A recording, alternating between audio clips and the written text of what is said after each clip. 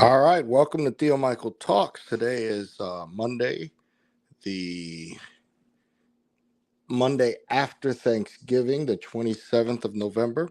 I hope everyone had a happy Thanksgiving. I hope everybody's gotten the turkey out of their system. Today, I want to talk to you about something I found while I was looking at some of the Black Friday shopping, the Spectrum Noir fan art like a pro art kit. Several of these are made. I believe Warner Brothers is the one that has the license that they have the license for. So some major characters, both superheroes, supervillains, and even some Harry Potter stuff. So I wanted to check it out before I got involved with some other ones. I want to take a look at this box. What interests me is that they offered the gray screen, which is kind of like a penciled version of the art, and then a black inked version. They order all of the pens are included, or the markers as well, I should say. So they have the Illustrator markers and then these double-sided uh, color marker sets. So let's get this open. Sorry about that.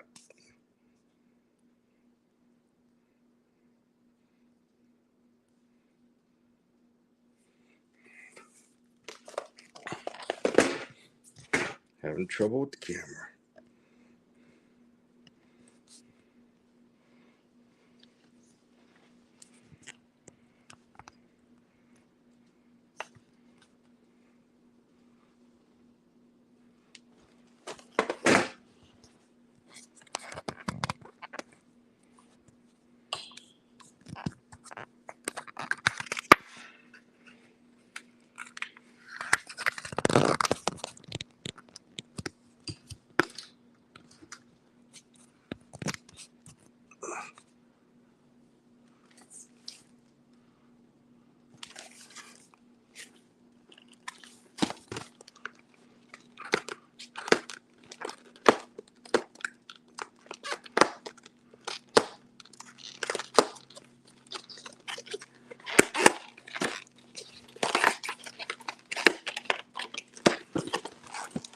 So it says here that it's 24-piece set.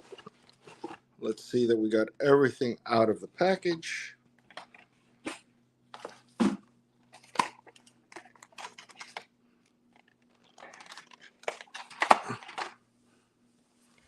All right, so we have 1, 2, 3, 4, 5, 6, 7. We have 1, 2, 3, 4, 5, 6, 7, 8, 9, 10 marker sets. They are double-sided, so I guess that could be 20, then 21. But we have a quick start guide, and we have some artwork. Copyrighted, trademarked of DC Comics, licensed to them. So just so you could see the difference, we have the gray shaded and then the inked version.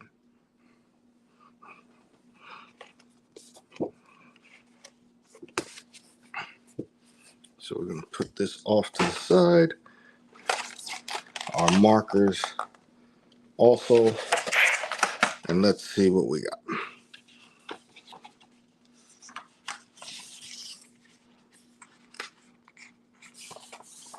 So I don't know much about Spectrum Noir.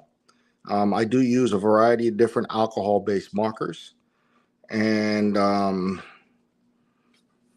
I first learned of them back in the 80s when I was some of my friends were going into illustration and were using them for illustration projects, and they looked a lot better than my Crayola markers at the time. So I started looking at some different ways.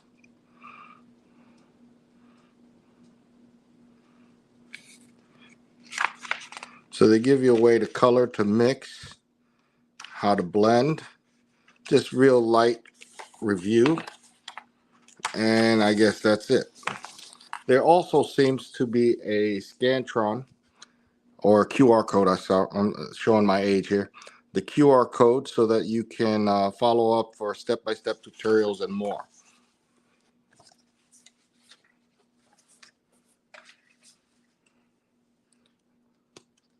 Let's start with one that's already inked. Now I'm using my artboard, or table I should say, and I do have some green tape that I just used to kind of hold things in place. This is painter's tape, and what I do is I cut it to the size that I need, or general size, and I stick it and unstick it several times just so I could get a play with it, so I can make sure that the tackiness on the back of the tape isn't enough to tear away the paper. And we have some colors here, so I'm going to look to see what colors we have. So we have Mimosa. Oh, they're the same color. Okay. So it's not, they're double-sided for different tips, but they're all the same color, not different colors, but that one marker is one color. Interesting. I wonder what maple does. Okay, let's check this out. I just want to see how we can do.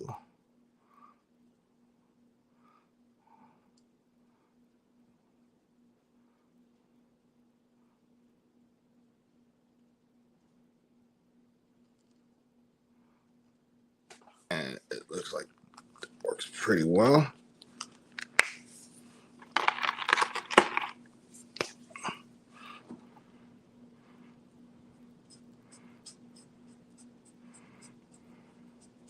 Not bad. I like how they blend together. Paper's pretty thick stock.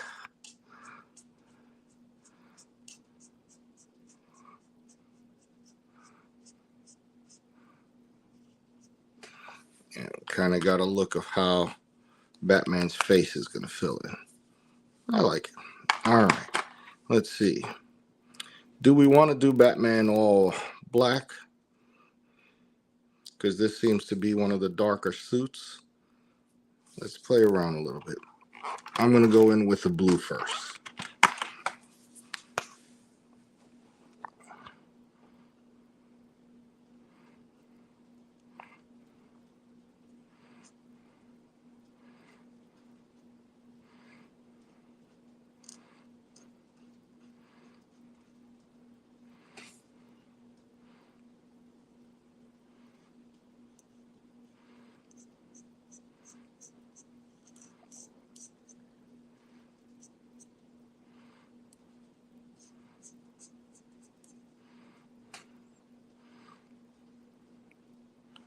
Growing up, my Batman was initially the Super Friends Batman. And then, of course, um, they started playing the Batman 66 on reruns when I was growing up. And so that was where I fell in love with Batman. I actually gravitated towards comic books because of my dad. He wanted to make sure that we read, and he noticed that my sister and I enjoyed reading, and he bought us comic books. So back then we would go to the newsstand and he would buy me a couple of the DC Digest, and we would read those. And of course the cartoons, and then eventually the Superman movie and stuff like that just furthered my love of the field. And by the time I was a teenager, I was hooked into this whole mythology of comic books, to include the series that was going on at the time. First with the first limited series that blew my mind and actually kind of translated what I had been playing with all along. As a kid, we didn't have much money, and so I would mix and match my characters so that they would work and play or fight in tandem.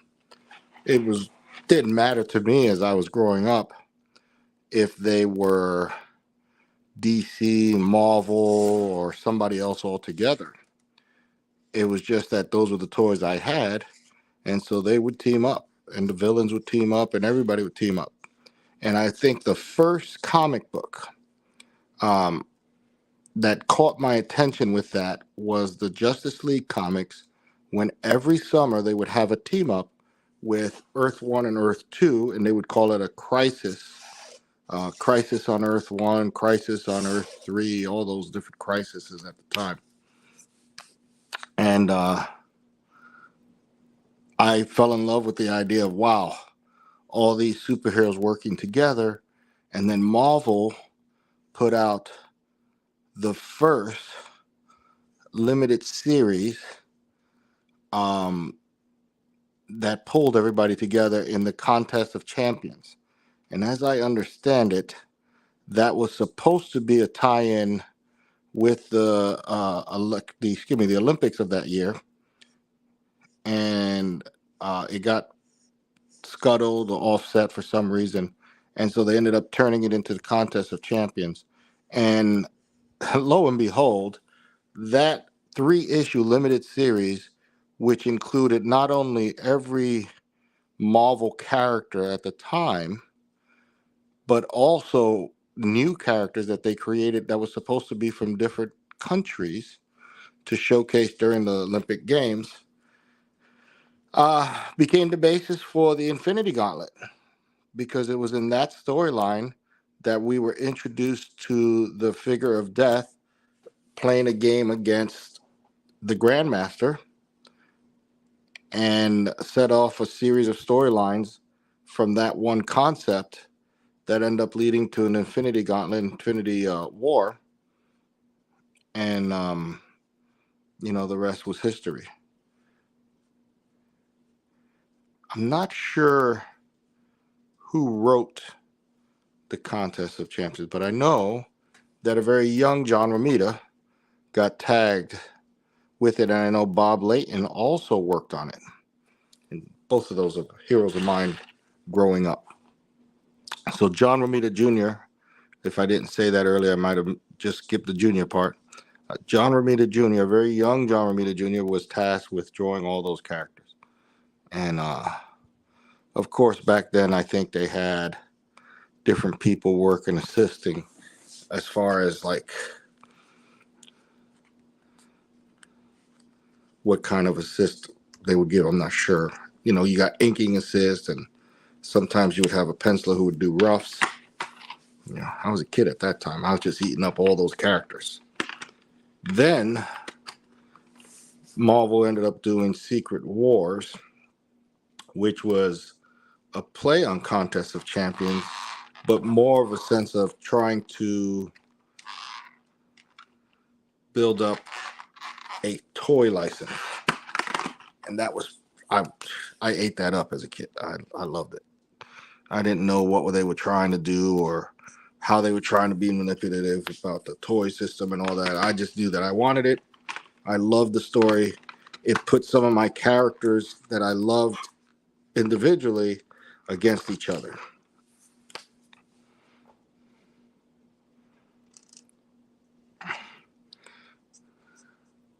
Trying to put in some darker lines following the inking that they did already on this,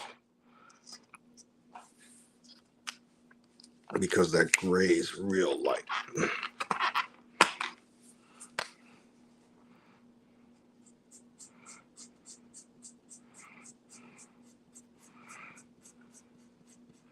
Yeah, one of the things I'm going to plan on do is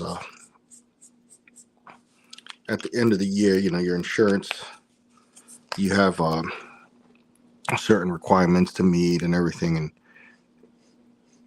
you have a certain time frame to build up your deductibles and all that stuff.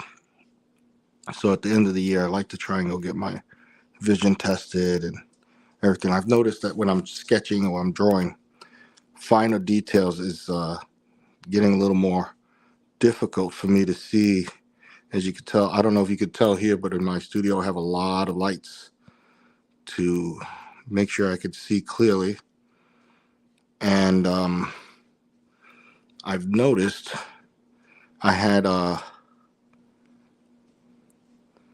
The LASIK surgery, uh, whew, I'm in my early 50s now, but I think I had it back when I was 30, late 30s, early 40s.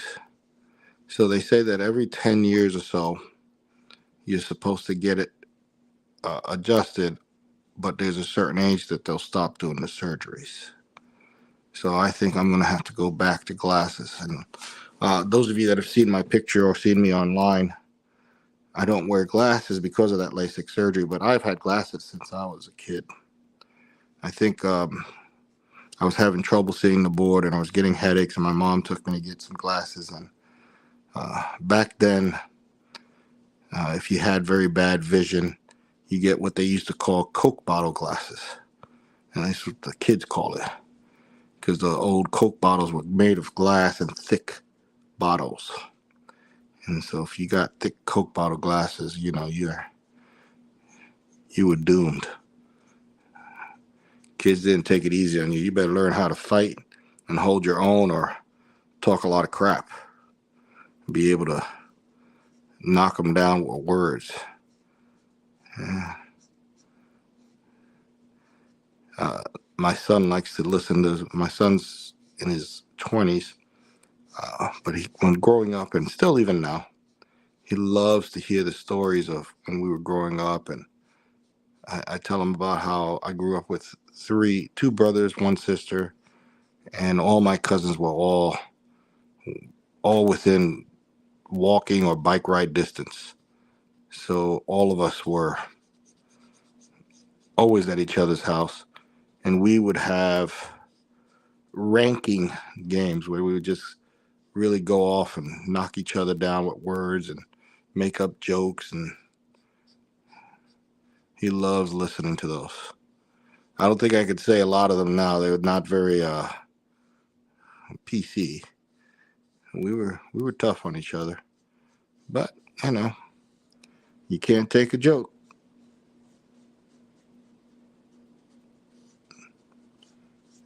All right.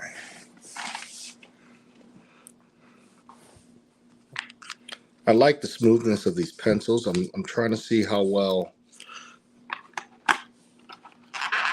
they're gonna blend. Let's see.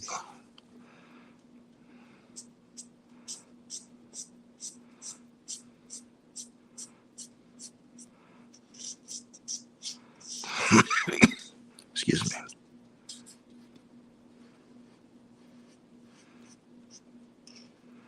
So I was looking at this product because my nieces are very into art and creative aspects. One of them is like, they're both into the same things, but one favors one art and or creative outlet and the other.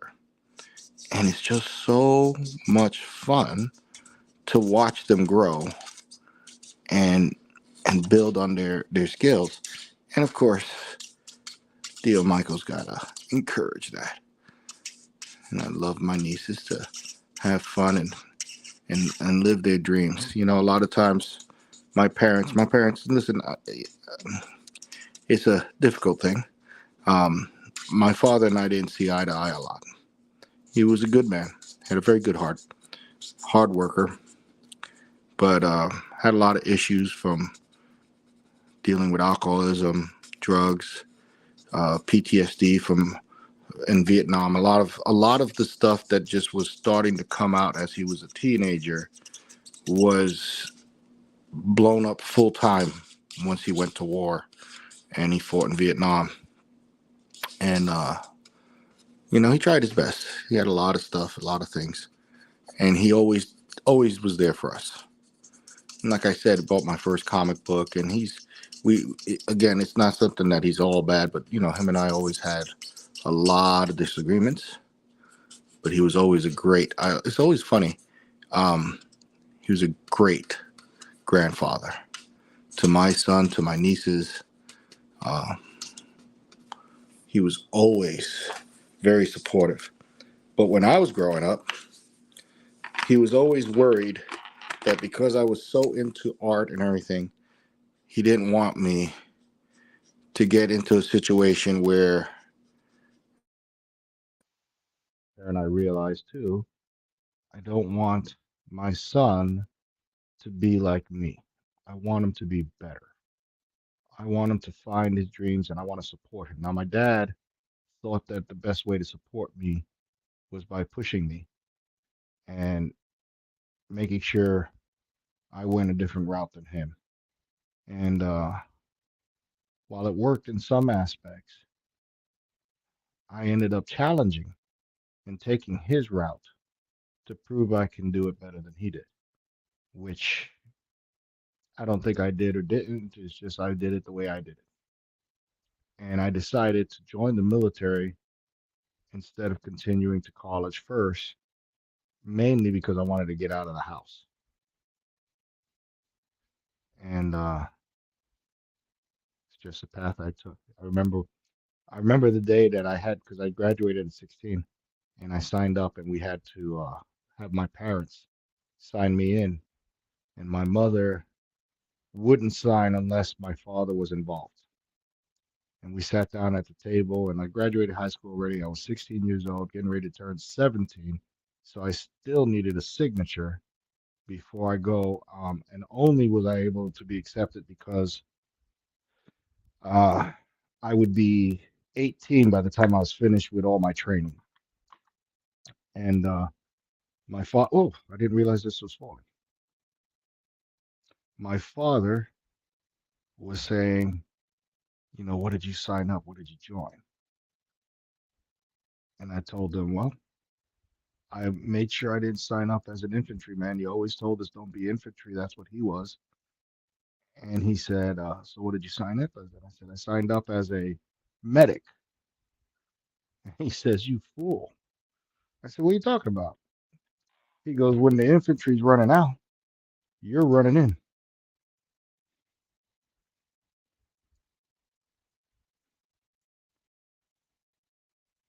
So I ended up going into military. Oddly enough, my first MOS when I first went in um, was as a communications because I took that first because I thought it would get me a bigger bonus, and then I switched to medic. Ooh, I shouldn't have went out there. Fix that there.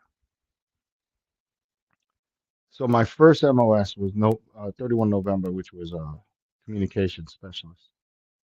Went through basic training, did that, and switched right away to medic when I went active. So that's when my father told me about the running in, running out.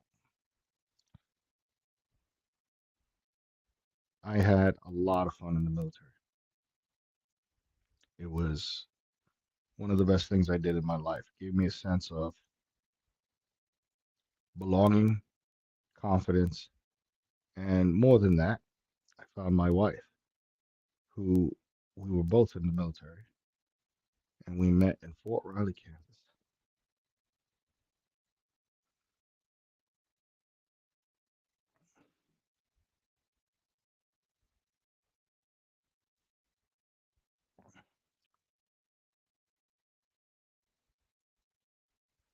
All right, so let's go back to this Batman. I'm really enjoying these markers. As you can see with the blending, they chose the colors so they go pretty well with each other. Um, and it gives me a kind of a sense of a different era Batman. Sorry. I know a lot of you guys nowadays don't want to see their underwears on the outside, but that's not a superhero to me. If they ain't wearing their trunks on the outside, it just looks weird to me. So he's getting some trunks. Reinforced. There we go.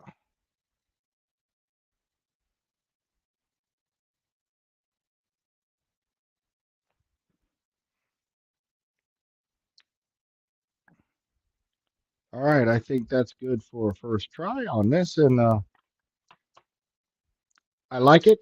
I would like to see some more colors, but of course, I think as a marketing plan, great idea. Kids will love this. This is something I will get for my nieces so they can work on their coloring skills and everything. But it gives them a more professional look. They'll be able to play with it a little bit, and of course, in a marketing plan, if I go ahead and say, well, I want more colors, I could probably go on Spectrum on go online and look up and get some colors or get some packs. Cost wise, about $40 is not too bad. And for what do you get? Again, you're getting a stack of drawings and of different prints that you can then use and then give away. So I'm going to play with this a little bit, and I'll see you guys on the other side.